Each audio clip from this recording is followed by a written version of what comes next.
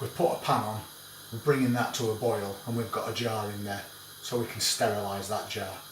While we're waiting for that, we'll get this prepped. And I like to half these and then take away that centre core, because that's going to be a little bit tough for what we want. So I'll just cut that out.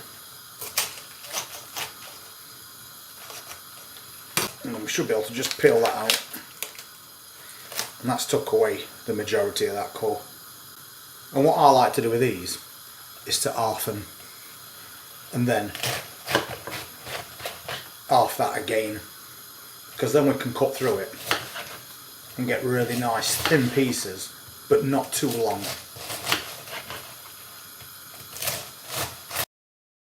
Obviously you can cut it as small as you want.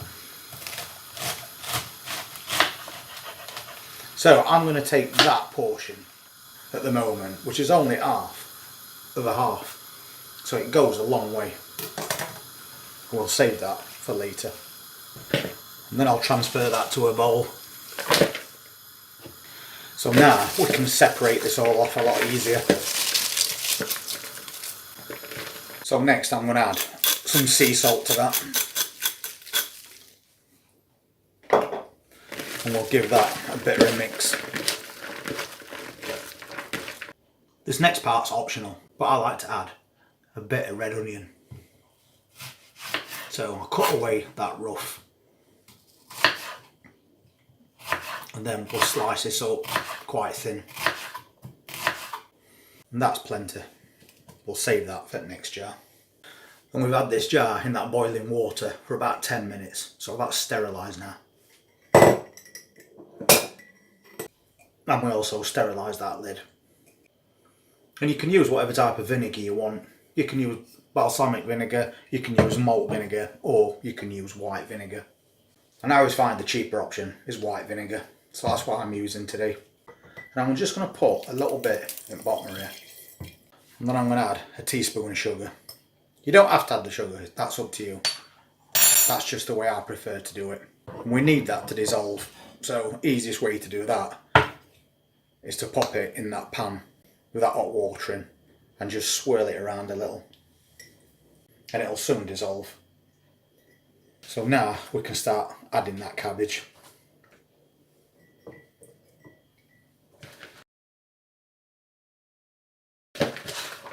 And I'm going to really pack this in as well, and then we'll top it up with vinegar. And just before we get to the top, I'm going to pop in that red onion.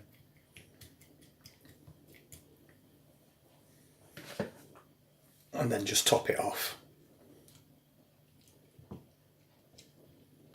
And that's your red cabbage done.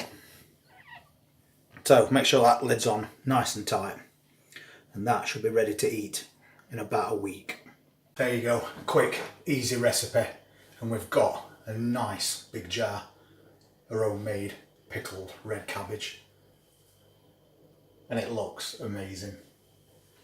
As I said on video, if you don't want to add sugar, you don't have to.